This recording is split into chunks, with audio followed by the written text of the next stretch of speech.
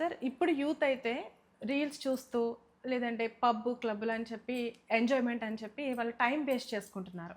అలాంటి వారికి మీరేం చెప్తారు? హా! లిమిట్ చేయమని చెప్తాను. హ్మ్. మరీ డిజిటల్‌గా టెక్నాలజీతో కంట్రోల్‌లో మనకి ఆపడం ఇప్పటికైతే కంట్రోల్ చేయడం చాలా కష్టం. ఆల్రెడీ చేయి దాటేస్తున్నారు చాలామంది. హ్మ్.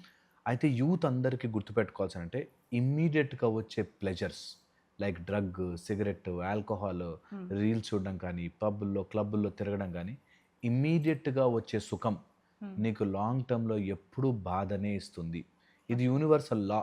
ఎప్పుడూ నీకు అలా సంతోషంగా ఉండదు. అందుకే విపరీతమైన డైవర్స్ కేసులు పెరిగాయి. విపరీతమైన హ్మ్. క్రైమ్ పెరిగింది. విపరీతంగా ఈ డబ్బు మాయలో పడి క్విక్ మనీ కోసం ఈ అవును. బెట్టింగ్ యాప్స్ అని, డేటింగ్ యాప్స్ అని క్విక్ మనీ కోసం, క్విక్ ప్లెజర్ కోసం పరుగులు పెట్టడం స్టార్ట్ అయిపోయింది. చెడు తొందరగా విషంలాగా స్ప్రెడ్ అవుతుంది. అవును. అలాగే పడేస్తుంది కూడా.